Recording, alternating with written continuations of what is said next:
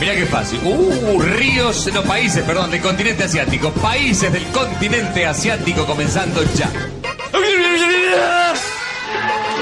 No se entendió nada, che. Adelante, Silvia. Sobre 9. En 30 segundos, sin repetir y sin soplar, filósofos de la A a la Z. Enio, Plauto, Quinto, Nervio, Catón, Epos, Barrón, Antes, Livio, Macro, Rufo, Curcio, Percio, Flaco, Plinio, Celio, Helio, Sófocles, Cicerón, Virgilio, Horacio, Sócrates, Tácito, Alceo, Zapote, Pión, Zenófilo, Tales, Numio, Anaxarco, Anaxágoras, Anaxímenes.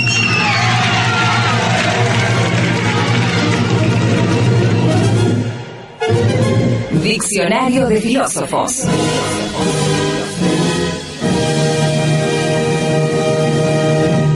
Hoy nos ha tocado la letra L. L. ¿Habrá Elie? Ni a palos. No encontramos. Igual buscando por ahí aparece alguno, pero no. Vamos con la letra L. Hoy nos acompaña en la operación técnica el amigo Fede Ferreira, un clásico ya. Gracias, Fede, por estar. Hoy estuvo Yamila Blanco también, que hace la locución de la mayoría de la artística que presentamos en el programa, grabando, y nos conocimos personalmente, así que si estás escuchando el programa, Yamila, sos divina. Vamos con la letra L. Tenemos muchos autores. Uno de ellos es Jean-François Lyotard. Voy a empezar por el más contemporáneo. Lyotard es un pensador francés, se nos murió hace relativamente poco, que viene del mundo de la fenomenología, viene del mundo del marxismo, de ese cruce raro que hubo en los años 60 entre fenomenología y marxismo, pero un tipo que venía, digamos, como de la tradición filosófica académica más pura. Un filósofo, tiene un libro en sus inicios que, si no me equivoco, se llama ¿Por qué filosofar? Qué fabuloso, ¿no? Digamos, cómo con ese lenguaje típico de la fenomenología va tratando como de ir construyendo el lenguaje filosófico, la pregunta por la filosofía. Ahora, en los años 70, y sobre todo después de lo que en Francia significó el impacto del Mayo francés, va corriéndose, como muchos filósofos que provienen de ahí. Derrida tiene como una proveniencia parecida, ¿no? Y a diferencia de Derrida, pero en la misma línea, Lyotard abraza como una nueva corriente, como una nueva forma desde la cual la filosofía piensa a la realidad y a lo social, que es lo que origina la categoría de posmodernismo. O sea, Lyotard se entronca directamente en la línea de los pensadores franceses posmodernos. Decía que, a diferencia de Derrida o de Deleuze, él asume el término posmodernidad no solo como un término propio, sino que lo milita, por decirlo fácilmente, mientras que ustedes saben, Derrida y Deleuze medio como que toman distancia, ¿no? Aunque entiendo yo que han sido claves para el posmodernismo filosófico, ellos generan una diferenciación importante. No es el caso de Lyotard, que además en el año 1979 escribe y publica un libro, un muy breve libro, conocido con el nombre, o que se publica con el nombre de La condición posmoderna, donde utiliza ya literalmente la palabra posmoderna para referirse a el estado de incredulidad, como dice Lyotard, en la que se hallan hoy las sociedades con respecto a los grandes relatos, ¿no? El término condición es muy fuerte, muchos libros de filosofía empiezan con ese término, tiene que ver con incluso hasta con un estado del ser, si uno quiere. O sea, como que esa incredulidad frente a los metarrelatos o a los grandes relatos no es simplemente una cuestión volitiva, no es tipo, bueno, ya no creo en nada, no importa, y mañana creo en algo. Digo, uno no pasa de creer a no creer como cambia de corpiños, ¿no? O sea, uno en realidad está en algún punto determinado, es muy fuerte, pero muy fuertemente influenciado por eso que Heidegger llamaba las formas en que el ser se manifiesta. Esto es, hay una como un despliegue de lo real que a lo largo del siglo XX va abriéndose para que este tipo de pensamiento también de algún modo se plasme, ¿no? Digo, no es casual que sea a final de los 70 con fuertes transformaciones tecnológicas, con fuertes transformaciones materiales, que van dando como la posibilidad de que el concepto de posmodernidad pegue, ¿no? o aparezca. La condición posmoderna es el libro de Lyotard. Después tiene libros fantásticos también, pero este es como el que lo hace famoso, porque de algún modo, digamos, pone a la posmodernidad en el centro del nuevo debate filosófico. Jürgen Habermas, un famoso filósofo alemán del que no hablamos con la H, si no recuerdo mal, se pone muy mal con este libro, no lo entiende básicamente, se pelea con sus postulados, entiende que hay una abdicación de las utopías modernas y que este posmodernismo, defendido por pensadores que vienen de algún modo de la izquierda, termina como siendo socio del neoconservadorismo, ¿no? Porque ustedes saben que esta categoría misma, que es pensar a la posmodernidad como la incredulidad frente a los grandes relatos, o sea, la sensación o la falta de confianza en que se puede pensar una humanidad emancipada, de que se puede cambiar al mundo, ¿no? Por decirlo así, en un concepto, tiene claramente consecuencias así de cierta impotencia o resignación social. Pero medio que lo maltrata Lyotard en esa absurda pelea que hay entre alemanes y franceses, además en el mundo filosófico, y entonces da un famoso discurso que ustedes, los que saben de este tema, lo habrán leído hasta el hartazgo cuando recibe el premio Adorno. Nicolás Casullo después lo recopiló en su famoso libro El debate modernidad-posmodernidad, que fue el que instaló este tema en Argentina y en Latinoamérica, y lo critica a Lyotard. Y Lyotard, quería contar este dato de color, en el año 82 publica un libro que editó acá Gediza en lengua española, que lo llamó La posmodernidad explicada a los niños, que mofándose de un Habermas que decía que el término no se entendía y que el libro de Lyotard era incomprensible. Obviamente la posmodernidad explicada a los niños, si alguno lo quiere leer, olvídese, es ilegible. No, se sigue, está bueno, pero digamos, es muy irónico, ¿no?, lo que hace Lyotard con eso. Otro pensador que puedo nombrar con él es claramente Leibniz, ¿no? Leibniz, un pensador alemán del siglo XVII, un pensador alemán, digamos, de esa trilogía Gottfried Leibniz, que es de la trilogía Descartes, Spinoza, Leibniz.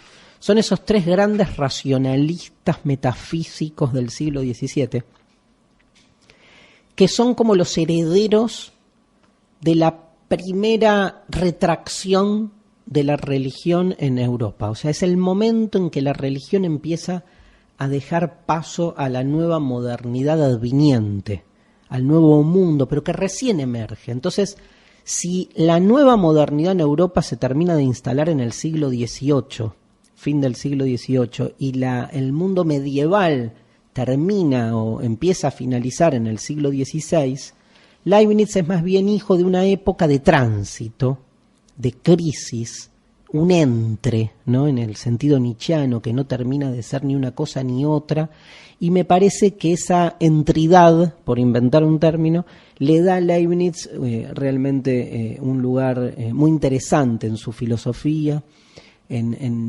Hay una idea, es un racionalista metafísico que tiene como algunas ideas así muy famosas. El principio de razón suficiente se lo debemos a Leibniz, ¿no? Leibniz decía: nada es sin razón, o sea, todo lo que existe en el mundo tiene que tener un porqué, tiene que tener una razón de ser.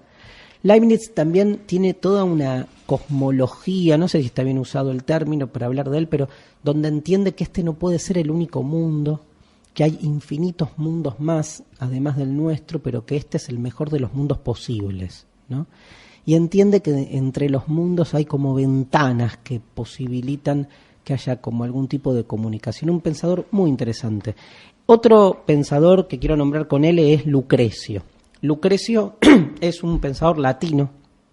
Es muy difícil que en este programa hablemos de pensadores romanos.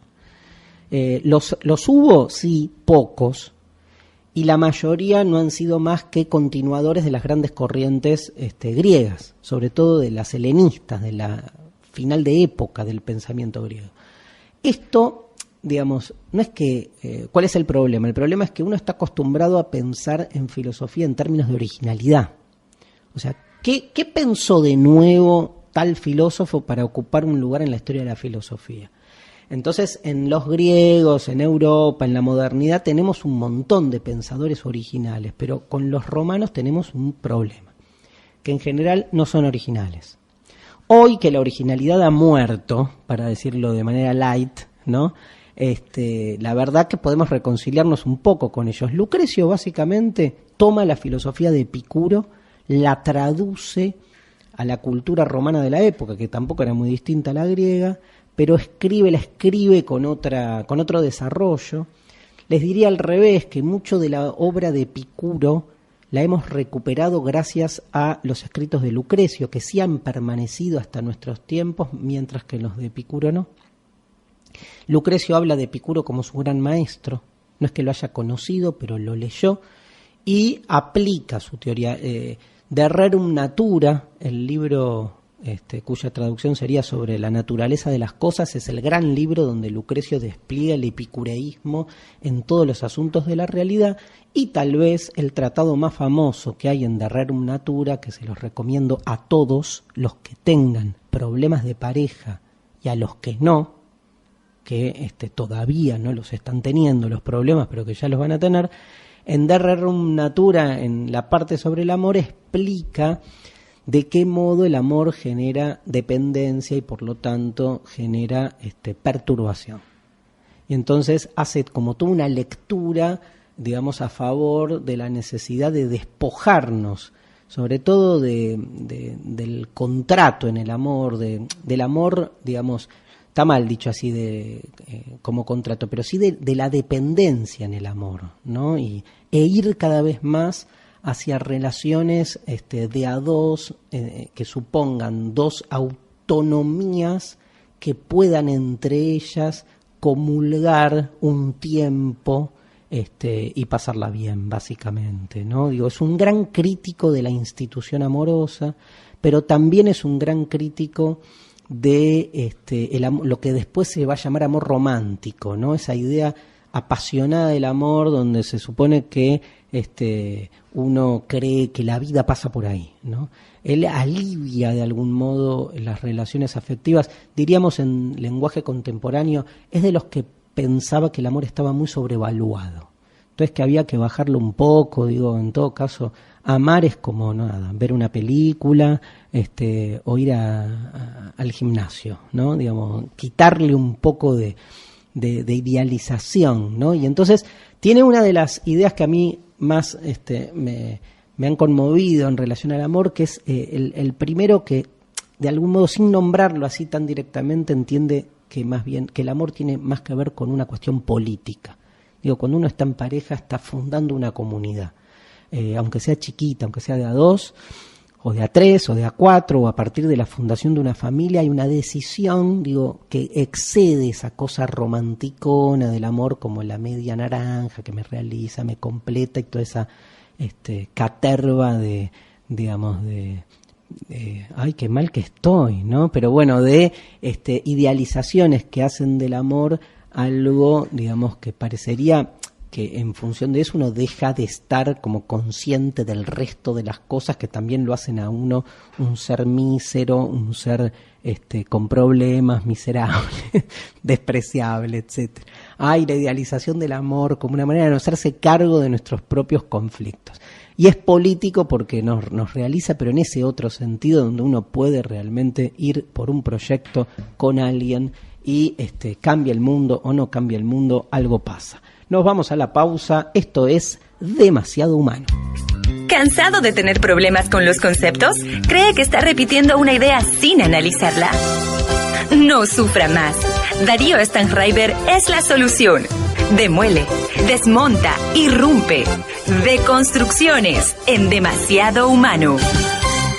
La deconstrucción de hoy, increíblemente, tiene que ver con el propio concepto de deconstrucción. Es como una deconstrucción como una meta de construcción, porque la frase que elegimos hoy para deconstruir es: el lenguaje es una representación de lo real. Y ustedes saben que la misma idea de deconstrucción nace justamente ahí, nace por la necesidad de hacer explotar el lenguaje, ¿no? Con esa especie de práctica política que tiene el lenguaje de mostrar a la realidad o pretender mostrar a la realidad como algo definitivo. La deconstrucción es básicamente un ejercicio que realizamos en la trama lingüística y que lo que buscamos es mostrar que las palabras que se supone que están representando a las cosas en realidad no son más que redes que se articulan en relación con otras palabras, que se articulan en redes con otras palabras, con otras palabras y con otras palabras, en una especie de, digamos, de red infinita, donde cada vez que encontramos tramas de sentido donde las palabras se conectan con otras, nunca podemos hacer ese salto a la realidad.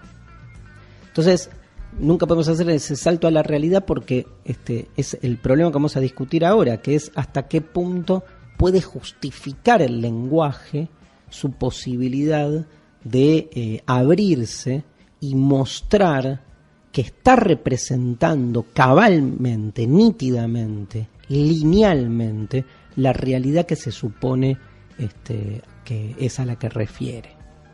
O sea, ¿puede el lenguaje mostrar legítimamente que lo suyo es una representación exacta de la realidad? ¿O siempre que analizamos esta correspondencia entre las palabras y las cosas, en algún punto esa correspondencia se vuelve injustificada? Ustedes saben, vamos a dar ahora algunos argumentos famosos, pero que históricamente el lenguaje fue perdiendo no la vocación de querer representar a la realidad, sino, digamos, la garantía veritativa. O sea, ha perdido legitimidad. Es muy difícil que alguien realmente crea que las palabras expresan unívocamente un sentido que luego encontramos de manera taxativa en la realidad. Primero porque después de Saussure y de la distinción entre significado, significante y referencia, o llámenlo como quieran, está claro que el significado de una palabra está al interior de la trama del lenguaje.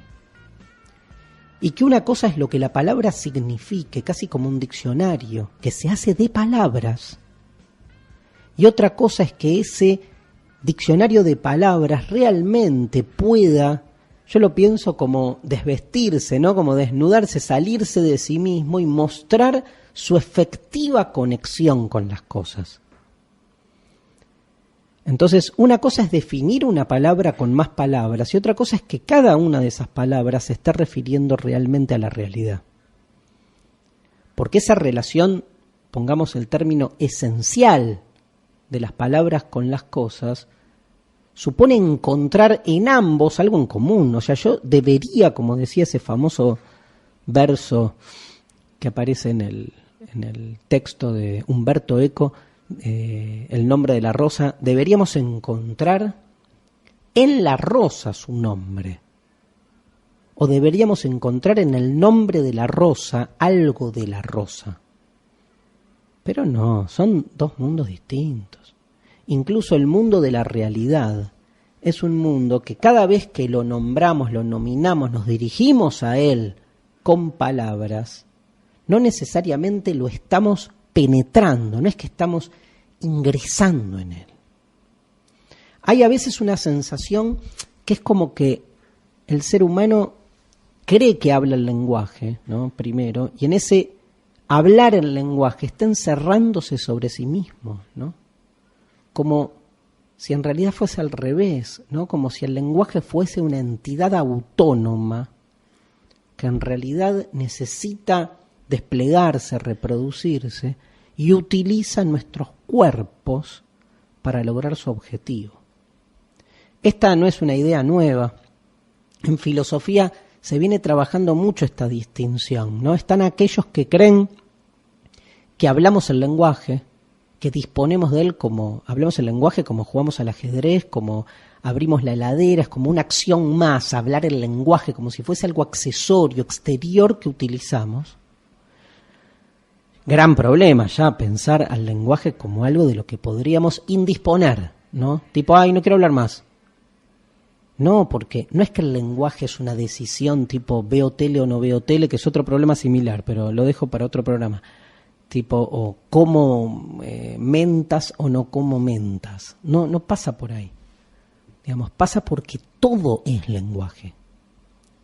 Entonces, aunque uno decida no abrir más la boca, digo, cualquier cosa que esté dando vuelta es parte del lenguaje. Y cuando uno piensa desde la gramática, piensa desde el lenguaje, y es imposible, digamos, diferenciarse de él, ¿no? Exiliarlo, echarlo. Hay toda otra línea que piensa al revés, que no es que nosotros hablamos el lenguaje, sino que el lenguaje nos habla. O sea, el lenguaje es una red, ¿sí? que nos excede y que es previa a nosotros. ¿Vieron que todos nacemos y las cosas ya tienen nombre, las palabras ya significan? Uno dice, bueno, pero las combinamos como queremos. Bueno, más o menos, porque también las combinamos utilizando una gramática que supone un conjunto de normas, un conjunto de reglas que uno tiene que seguir y que uno en general las sigue. O sea, somos más transgresores con otras instituciones legales que con la gramática. La gramática es como que nos pudo. Salvo alguna que otra expresión artística, nadie le falta el respeto a la gramática, ¿no? Entonces, me parece interesante esta segunda línea, que es pensar al lenguaje hablándonos. No como alguien de afuera que, che, Darío, te estoy hablando, soy el lenguaje, sino que en la medida en que yo hablo, no hablo yo, habla el lenguaje en mí. Si todo es texto, como dice Derrida, si el lenguaje es la casa del ser, como dice Heidegger, si ser es ser, digamos, expresado por la lengua, ¿no? O algo así, como decía Gadamer tenía, se me fue ahora, qué mal esto, pero una frase que iba en ese sentido, si todo es así, entonces no somos nosotros los que hablamos el lenguaje, sino que el lenguaje nos habla. Algo que ha expresado muy bellamente un poeta norteamericano llamado William Burroughs. I'd spoken about the artist making people aware of what they know and don't know that they know. That is, the cut-up is really much closer to the actual facts of perception. As soon as you look out the window, look around the room, walk down the street, your consciousness is being cut by random factors. Life is a cut-up. So the cut-ups are really closer to the actual. Bueno, ahí escuchamos a Burroughs hablando, digamos. Burroughs entiende que el ser humano está enajenado, alienado por el lenguaje. Considera que el lenguaje es un organismo parásito. Eso decía Burroughs, ¿no? Un beatnik, ¿no? Un virus. Que el lenguaje es un virus que ha elegido nuestras mentes como hábitat para él desarrollarse, ¿no? El lenguaje es un virus que viene del espacio exterior. Eso decía Burroughs. Pero el problema se complica porque los seres humanos infectados no saben que lo están. Y por eso para Burroughs la auténtica revolución no es de índole social sino mental. Y el primer paso es deshacerse del virus del lenguaje. Es muy interesante hasta qué punto es posible o no es posible estar por fuera de la construcción ontológica que supone el lenguaje. Me parece que acá hay como dos problemas que se han venido tratando. Por un lado, si el lenguaje representa o no fielmente a la realidad. Tomamos partido porque no, porque entendemos que la lengua es una construcción de la subjetividad y que por lo tanto está cambiando todo el tiempo. O sea, si en la lectura más fácil, si decimos que esa pared es blanca y la frase la pared es blanca es fruto de la convención, si es convención puede cambiar. Entonces no hay nada esencial en el vínculo entre las palabras y las cosas. Y si no hay nada esencial, porque puede cambiar, digo, más allá de las traducciones entre idiomas, puede cambiar porque el lenguaje está en permanente estado de transformación. Ustedes me dirán, la realidad también, sí, pero eso significa que esa idea de esencialismo, como decía Platón en el Crátilo, ¿no? ¿Se acuerdan? Que hay algo en las cosas de donde deriva hasta el sonido de la palabra, ¿no? Como si la palabra lluvia representara el sonido de la lluvia que cae. Qué lindo sería un lenguaje así, ¿no? Un lenguaje sagrado, donde uno encontraría en cada palabra algo que tenga que ver con las cosas. Pero bueno, la realidad excede a la ciencia ficción, les digo, ¿sí? Puede ser doblemente ficcional, pero no es lo mismo. Y el otro problema tiene que ver con hasta qué punto nosotros creemos que hablamos el lenguaje, cuando en realidad Derrida decía que el lenguaje es impropio, ¿no? O sea, Derrida en un libro fantástico que se llama El monolingüismo del otro, sostenía esas dos tesis, sostenía que, digamos, el lenguaje nunca es único, porque siempre que estamos hablando un lenguaje, estamos hablando muchas lenguas que se han mixturado en lo que finalmente hoy, por ahora, es el lenguaje que hablamos. Pero si empezamos a hacer etimología, filología, el lenguaje remite ese único lenguaje que creemos que hablamos a múltiples lenguajes previos. O sea, no es único y tampoco es propio. ¿Por qué? Por esto que decía antes, porque no estamos nosotros hablando lo que queremos, sino que estamos entramados en una lengua previa que, como tan bien decía William Burroughs y canta la bella Laurie Anderson, nos excede, nos utiliza para él reproducirse. Cerramos este bloque con Laurie Anderson, Language is a Virus.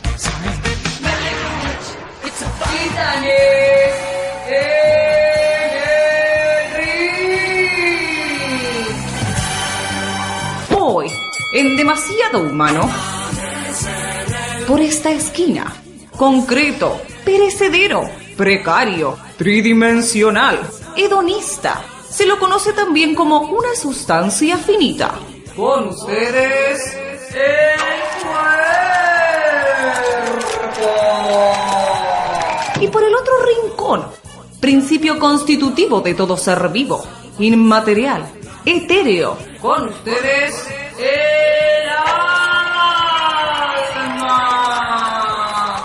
En Demasiado Humano se enfrentan hoy el cuerpo versus el alma. El alma, por favor, eso del alma no existe. Lo inventaron para asustar niños, como el Coco o Michael Jackson. Pero todas las religiones dicen que hay un alma. ¿Por qué mentirían? ¿Qué ganarían con eso? Ay, ¿cómo alguien con esos anteojos es tan estúpido? Mira, tú no tienes alma, yo no tengo alma, porque no existe tal cosa. Bueno, si estás tan seguro de eso, ¿por qué no me vendes tu alma? ¿Cuánto traes? 5 billetes. Hecho. El alma de Bart Simpson. Ahí tienes, un alma.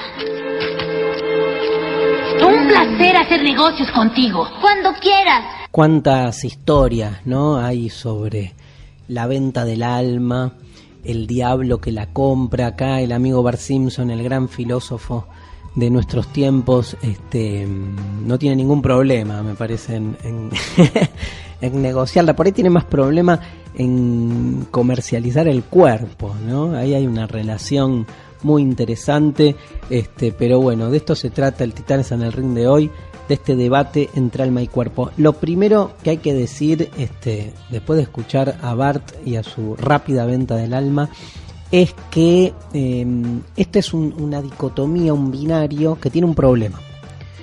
El primer problema, a diferencia de otros titanes que hemos hecho, en este caso hay un tercero excluido que permanentemente en la discusión alma-cuerpo ha quedado afuera. Hay dos terceros en realidad, uno incluido y otro excluido. El incluido, empecemos por el incluido, que es el más que es el oficial, como está incluido, entonces parecería, digamos, no generar un problema tan grande como el excluido, ¿no?, que es la idea de espíritu.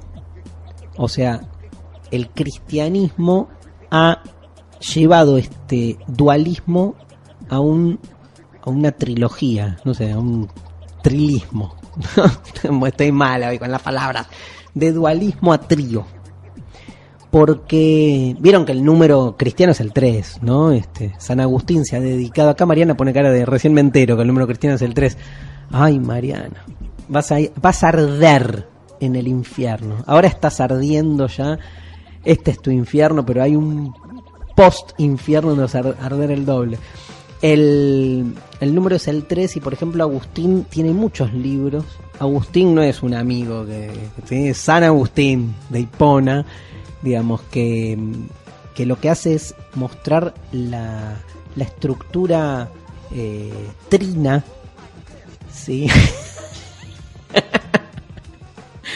Te juro que se dice... Nadie me cree, ¿sí? Yo soy el tipo serio, el que viene de la facultad, digo trina, y nadie me cree. Es trina. Trinidad ontológica. ¿De dónde viene? La realidad trina de todo lo que hay. Todo lo que hay puede, digamos, desplegarse en estos tríos que remiten al Padre, Hijo, Espíritu Santo, y que en el caso de la relación alma-cuerpo lo que incorpora el cristianismo es el espíritu. El judaísmo también tiene muchas almas diferentes para lo que después nosotros llamamos alma. Los griegos también, si uno ve el alma en Homero, el alma en Platón, va cambiando un poco su idea. Hay distintas formas de definir al alma, lo que quieran, pero en principio parecería como que el espíritu es algo más completo, como que el espíritu es la totalidad. Como que viene alma, cuerpo y el espíritu como una especie de síntesis o composición de ambos. Ya sé que remitir espíritu a cuerpo es complicado, pero pensemos este trío como funcionando casi dialécticamente. Pero el otro excluido en el otro caso que les comentaba es la carne. Porque vieron que hay una distinción entre cuerpo y carne que en general se soslaya mucho. El cristianismo, como siempre, la tuvo re clara. O sea, cuando uno piensa el cristianismo como tipo pro alma y anticuerpo, olvida que en realidad, por ejemplo, en los textos de Pablo, el problema es la carne, no el cuerpo. Porque la carne es lo que nos liga con todo aquello que el ser humano empieza a despreciar, lamentablemente, ¿no? Y así no fue en la historia de nuestra cultura, pero ¿qué es lo animal? ¿Qué es lo indomesticable? La carne como ese sitio del dolor y del placer, del goce, ¿no? Algo que la domesticación de las almas y de los cuerpos no puede atrapar, porque el cuerpo todavía tiene una metafísica. No sé si alguien entiende algo de lo que estoy diciendo, pero tiene una metafísica en el sentido de que el cuerpo supone una totalidad, donde todo alcanza cierta armonía. La carne es salvaje, la carne es un resto, la carne es subversiva, la carne rompe. Un alma que tiene en claro todo lo que quiere, un cuerpo que se comporta sanamente, sin embargo, lo que no puede dominar es el imperio de la carne, ¿no? Que explota por todos lados y nos descoloca. Entonces, hay una unidad, alma y cuerpo, digamos, en su diferencia, son como dos enemigos, si quieren, pensados desde el dualismo, que sin embargo concilian y dejan afuera a la carne. La metáfora del alma es una metáfora que se fue, digamos, constituyendo en la historia de nuestra historia occidental como una manera básicamente de poder hacernos cargo de la evidencia que nos da un cuerpo que está en permanente estado de degradación. O sea, todo bien con el cuerpo, pero el cuerpo se pudre. Entonces había que inventar algo que no se pudriera para básicamente no pasarla mal. Digamos, y así inventamos esta metáfora fascinante. Somos grandes inventores de metáforas fascinantes, ¿no? Como Dios, el alma, la verdad, el bien, que han funcionado fantásticamente hasta que en la ambigüedad connotativa del término fantástico en algún momento ya no funcionaron más, ¿no? ¿Se acuerdan esa famosa definición de Nietzsche de la verdad que decía: Las verdades son ilusiones que han dejado de percibirse como tales, monedas que han dejado de mostrar su relieve y se han vuelto mero metal. Bueno, algo de eso hay, ¿no? Estas metáforas funcionaron mucho tiempo hasta que dejaron de funcionar. Y entonces nos encontramos con cierta corporalización totalizante hoy de lo humano, que al excluir al alma nos hermana, digamos, con el resto de la naturaleza. Este hermanamiento con el resto de la naturaleza, más típico de la ciencia contemporánea, entiendo yo, es ganar una batalla, ¿no? Porque ese alma es una metáfora que se inventa en su momento como para poder encontrar en lo humano algo suprahumano, en que entonces nos garantice la trascendencia. Digo, hay dos objetivos por los cuales se creó la idea de alma. Por un lado, que haya algo propio que no muera. Y por otro lado, que haya algo que explique, y en esto soy, si quieren, más conciliador, la extraordinaria conciencia que tenemos de nuestra conciencia. Digo, imagínense esta escena, una persona que sufre amnesia absoluta. O sea que no es que no se acuerda del nombre de su mamá o del día en que vive, sino que no se acuerda de nada, de nada. No se acuerda de lo que es sentir, de lo que es oler, de lo que es el espacio, de lo que es. Digo, yo me imagino que esa persona, la primera sensación rara que siente, el primer asombro, es cuando se da cuenta que es él mismo, digamos, ¿no? Que le están pasando cosas, que está pensando, que como que hay alguien acá adentro, ¿no? Lo primero que diría, ¡ah! Sáquenme este monstruo de acá adentro. Bueno, o sea, esa conciencia de que hay conciencia es difícil de explicar.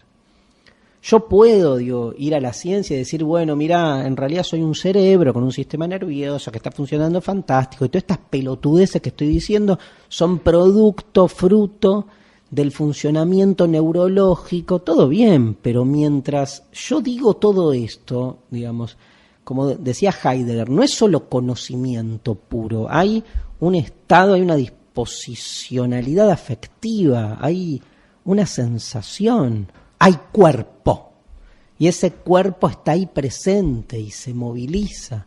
¿Y cómo lo explico? Con todas esas fantásticas y fascinantes explicaciones científico-neurológicas que pueden ser geniales, pero, a ver, lo voy a hacer más reduccionista, pero que explican el qué, pero no el quién. O sea, todo bien con el qué. El ser humano al final es como una vaca, o como un chancho, o como un pajarito, como una cucaracha, un animal más, ¿sí? de las especies naturales orgánicas que viven. Pero al mismo tiempo es quien construye esas taxonomías, esas clasificaciones, quien se pregunta, quien siente, quien percibe, nos alcanza. O sea, nos pasa como con Dios, ¿no? O sea, la dicotomía entre alma y cuerpo nos queda chica, ya nos queda vieja, nos parece una estupidez. Pero negar al alma, que parecería también algo remanido y como que no tendría ni sentido, dedicarle mucho tiempo. Sin embargo, esa negación atea, ¿no? O sea, del alma, me parece que reproduce los problemas que se supone que no quería generar, porque hay que explicar también qué es esto que está aquí adentro o atrás haciéndose estas malditas preguntas. Nos vamos escuchando a quien mejor ha interpretado la cuestión del alma en su música.